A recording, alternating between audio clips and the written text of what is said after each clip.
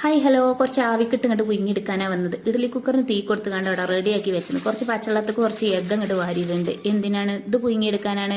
അപ്പോൾ പുഴുങ്ങിയെടുക്കാന്ന് പറഞ്ഞാൽ വെള്ളത്തിൽ പുഴുങ്ങിയെടുത്താൽ കൂട്ടിമുട്ടി തട്ടിമുട്ടി കൂട്ടിമുട്ടി അത് പൊട്ടും. അപ്പോൾ പൊട്ടാതിരിക്കാൻ വേണ്ടിയിട്ട് ഇഡ്ഡലി കുക്കറിൽ നേരത്തെ അങ്ങോട്ട് വെച്ചെടുക്കാമെന്ന് വിചാരിച്ച് ആവിക്കിട്ട് വേവിക്കുന്ന കാര്യം അവിടെ പറഞ്ഞത്.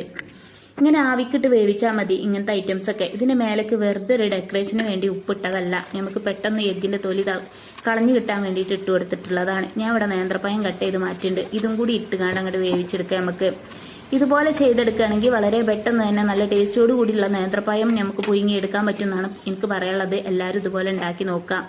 ഇതുപോലെ ഉണ്ടാക്കാൻ പറ്റിയ ഒരു ഐറ്റംസ് ആണ്. നമുക്ക് ഉപ്പിടണം അല്ലേ, അപ്പോഴല്ലേ ടേസ്റ്റ് ഉണ്ടാവുള്ളൂ. നേന്ത്രപ്പഴം പുഴുങ്ങിയെടുക്കുമ്പോൾ ഉപ്പിടാണ് ഏറ്റവും നല്ല ടേസ്റ്റ്. അപ്പോൾ അതൊന്ന് കുടഞ്ഞുകാണ്ട് തീക്കണം വെച്ചെടുക്കാം.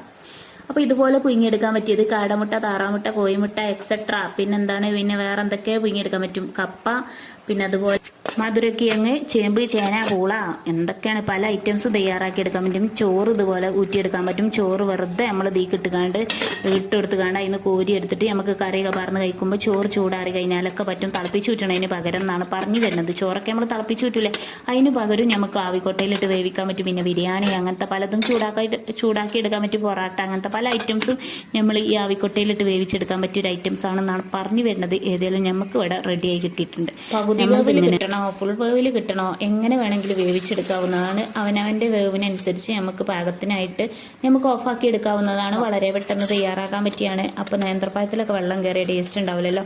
ഇതുപോലെയൊക്കെ ഒന്ന് ചെയ്തെടുത്ത് നോക്കി. എന്നാൽ വേവ് കയറൂല എന്നാണ് പറഞ്ഞു വേണ്ടത്. പാകത്തെ വേവിന് കിട്ടും.